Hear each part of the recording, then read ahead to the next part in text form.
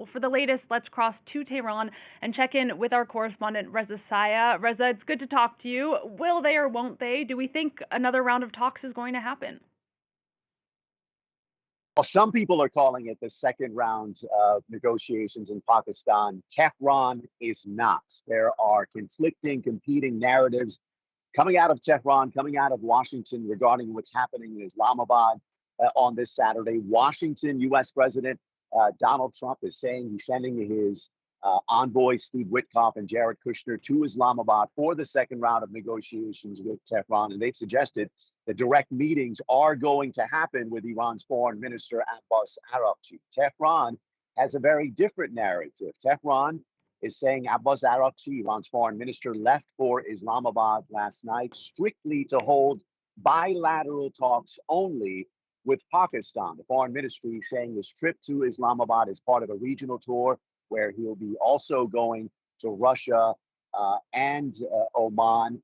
The foreign ministry is saying Abbas Araghchi is going to hold bilateral talks talking about the regional situation, and they will be talking about Iran's position vis-a-vis the ceasefire and the conflict between the United States and Israel, but they've stressed that there will be no direct negotiation. So why the conflicting stories?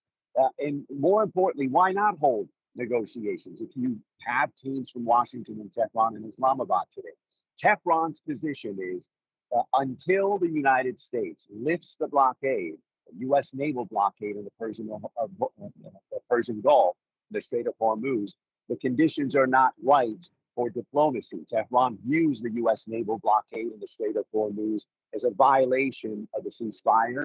And they've made it clear until that U.S. naval blockade is lifted, there will be no direct negotiations.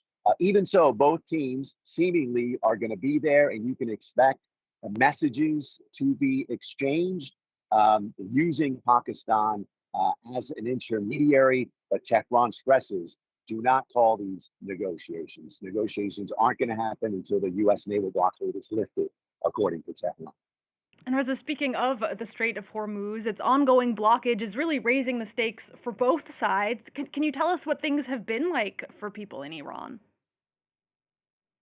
Well, what we've seen is the changing of the complexion of this conflict. No longer do we have a hot war between Iran and the U.S. and Israeli forces. They're not exchanging bombs, airstrikes, and missile launches, drone strikes. What we have is a shifting of the arena to the Persian Gulf, to the Strait of Hormuz.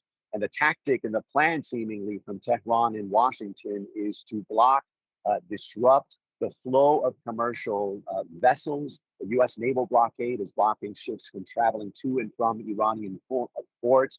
And the objective, the grand strategy, it seemingly, is to make it so economically painful for the other side that the other side, the enemy, is going to say, okay, we're going to give into your conditions and we're going to talk. But the problem is there's been no indication from either Tehran and Washington that they're going to back down from their position vis-a-vis the Strait of Hormuz. We'll see what happens in the coming days if that's going to change. All right.